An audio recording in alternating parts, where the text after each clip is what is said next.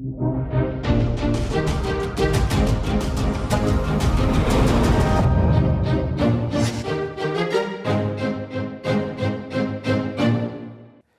we started the program by talking about our plans for the future.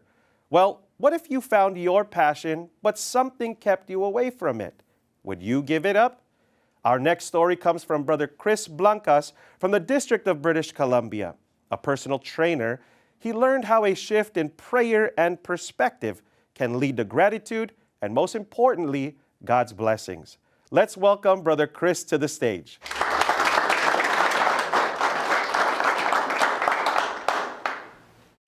I could barely find a comfortable position to sleep at night because my skin would rip from any small movements I made.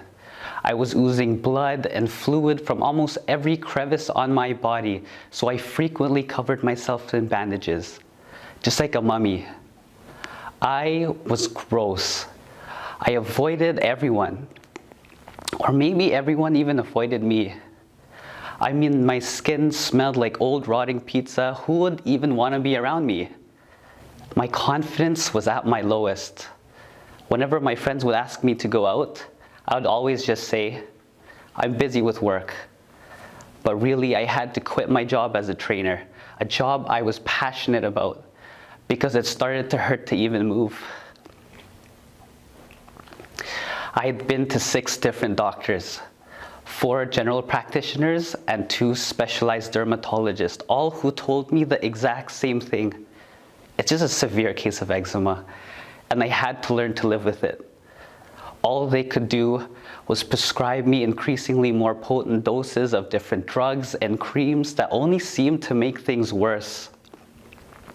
I felt hopeless at the thought of having to live with this forever. Chances are, some of you guys know someone who has eczema because 20% of children and up to 3% of adults have some form of it. So I prayed every night. I asked God, could you heal me as soon as possible so I could return to living a normal life? I prayed and I asked Him to stop the suffering. It was painful to sleep, painful to be awake, and I constantly felt embarrassed of how people may look at me. I prayed because I wanted to just go back to my clients. I wanted to finally enjoy life again. But I know God is not a wish-granting genie. So I changed my prayer. And I began asking for the strength to not be able to give up on life, and just to endure a bit more, so if it was His will for me to recover, I promised I would use my health to accept and fulfill more duties inside the church. And from the moment I changed my prayer, I started to find answers. I was being guided to find these books and articles on my condition, and I was shown how people who had similar conditions through food and lifestyle changes were able to finally lead normal lives. And as I continued my devotional prayer, I felt I was getting closer to the answer. And eventually, I ended up meeting a naturopathic doctor by chance in my area who specialized in the exact issues that I was dealing with.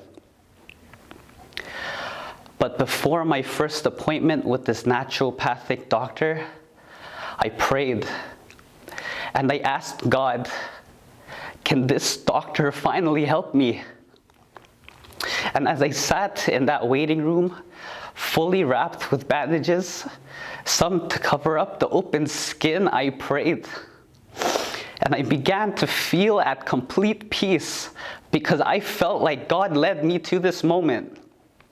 And after a couple of weeks of seeing this new doctor, I started to recover. God answers prayers. Life now is completely different. I'm back to working with my amazing clients, and I'm grateful for the little things in life, like being able to finally sleep without pain. I'm grateful for the ability to wear shorts and a t-shirt without being self-conscious. I'm grateful for the ability to perform my duty as a choir member without struggling to put my toga on or struggling to stand and sit as we sing hymns. I'm most grateful to God for the strength to not give up on life and to show me that no matter what the doctors will tell me, God knows better.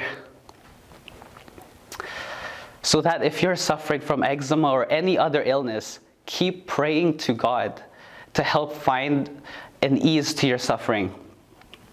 Now, looking back at this lowest moment in my life, I see it as a blessing.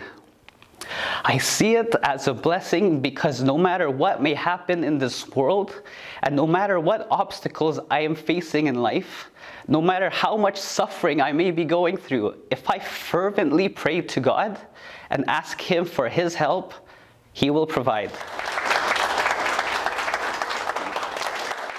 Thank you, Brother Chris.